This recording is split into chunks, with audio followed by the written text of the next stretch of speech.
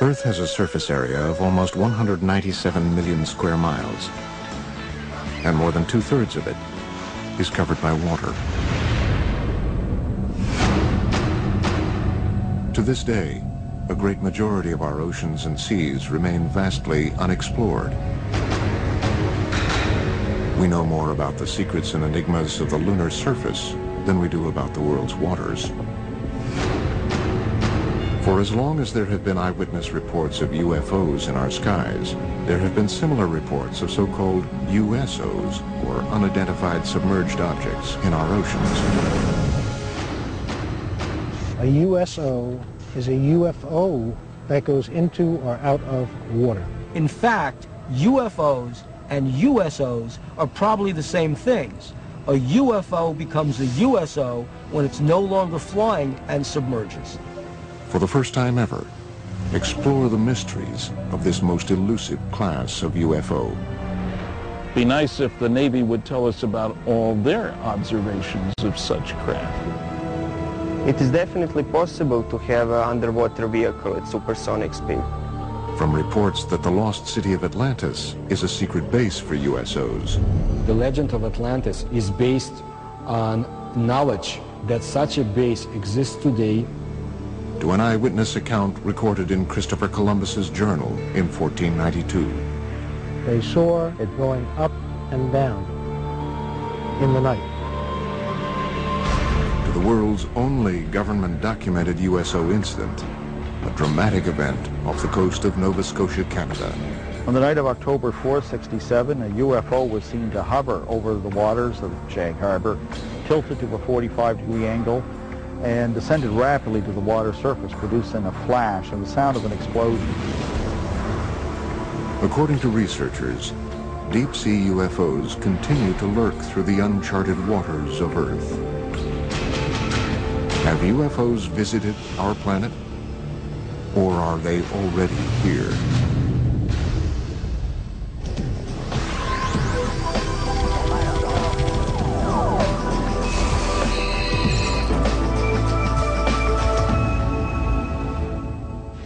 This is the Santa Catalina Channel, a 26-mile-wide stretch of the Pacific Ocean separating the city of Los Angeles from Catalina Island. According to experts, these waters, portions of which might be as deep as Mount Everest is high, may contain some of the world's darkest mysteries. You are seeing an unidentified flying object. It is not a hoax. It is real. The film was taken by Leland Hansen while filming Catalina Island from a helicopter. In recent years, escalating reports of unidentified submerged objects, or USOs, flying into and out of the channel have caused great concern to local residents and researchers. The whole area here is just a huge hotbed of UFO activity. I've uncovered probably 200-300 cases of UFOs flying over the mountains and over the water here. It's just a huge hotspot. Preston Dennett is the author of UFOs over California. He has been investigating USO activity in this area for almost 20 years. Actually, there was a huge wave of sightings over the Santa Monica mountain range on June 14, 1992. The witnesses counted a total of about 200 objects. What's interesting about this case is these objects came from below. Normally when someone sees a UFO, it comes out of the sky like a star. They see a star-like object and it comes swooping down. These came from below to above. June 14th, 1992, 10:24 p.m. For almost 2 minutes, the waters of the Pacific Ocean explode with light as hundreds of bright, disc-like craft are witnessed flying out of the water together. Similar to other reports of USOs exiting the water, these craft emerge from the Pacific in almost complete silence. They reportedly hover for a moment before bursting into space. Reports of this incident were phoned into local police departments as far away as Malibu. The following is an actual call that was placed on that day. Officer, Sheriff Station. Did anyone report anything strange tonight?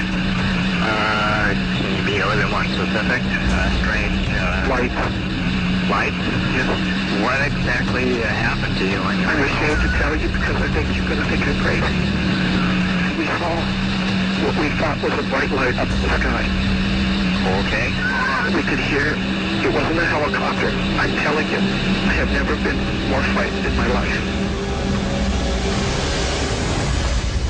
According to Dennett, the incident was also reported to the U.S. Coast Guard sector in Long Beach, which ultimately declined the search request. This 1992 event was the second in Los Angeles in 3 years.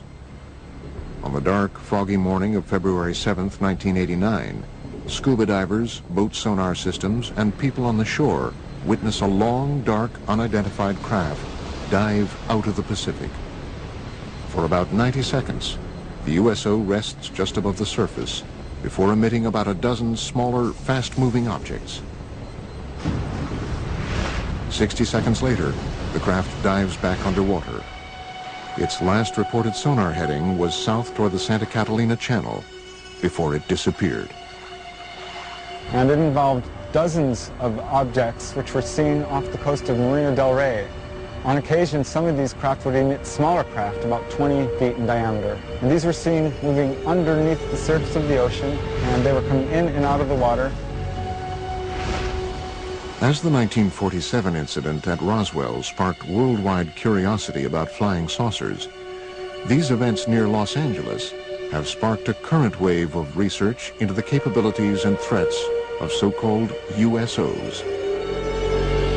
The oceans of the world covering, 70% of the planet, they hide a lot of history and a lot of mystery. There's a very good reason for a whole society of creatures, sentient creatures, advanced creatures living underwater because nobody goes there. It's fascinating to think of the underwater UFOs because they know a lot about this planet that you and I don't know. Unique to the USO phenomenon is the reported ability of these craft to multiply and break apart. One such astounding case has become known as the Golfo Nuevo event. On February 8, 1960, the Argentinian Navy is on alert as they track two unidentified submarine-like objects in its waters, thought to be American subs. Then, according to reports, the underwater objects are seen on sonar to break apart and fly out of the water. Sonar contact, 173, 438 yards. There's contact, sonar contact, 173, 438 yards. Two gigantic submarines sighted by the Argentinian Navy in 1960 inexplicably multiplied into 6 other submarine objects. The Argentinians were never able to catch them or destroy them because the objects simply disappeared. The case even caught the attention of the Soviet Union's most senior officials. Nikita Khrushchev, who was the leader of the Soviet Union at the time, was so much intrigued by the whole story that he sent his diplomatic attaché in Buenos Aires to find out what's been going on. While some researchers contend that these reported cases might be nothing more than military submarines firing torpedoes, others argue that submarines were not capable of firing 6 or more objects in 1960. Late USO researcher Ivan T. Sanderson's 1970 book, Invisible Residents, was the first to analyze the USO phenomenon. He reports on another remarkable example of USO behavior. In March 1963, a U.S. Navy submarine exercise is progressing as planned 100 miles off Puerto Rico. Suddenly, one Navy sub abruptly breaks from its assigned route after picking up an unidentified object traveling at speeds in excess of 150 knots. The submarines are astonished by the depth at which the unidentified craft is moving, 20,000 feet underwater. It gave the acoustic signature of a single propeller type of motion through the water, and it was tracked at depths down to 20,000 feet, whereas a typical crush depth for a submarine would be 7,000 feet. So this thing, whatever it was exceeding the technical capabilities of submarines at that time and even today. The vessel is tracked for almost 4 days by the entire carrier group. The object would reportedly propel away at impossible speeds and then stop and rest, allowing for continued tracking by the Navy. Reports about this event were sent back to Synclant Fleet Headquarters in Norfolk, Virginia. However, an official determination into what was seen on sonar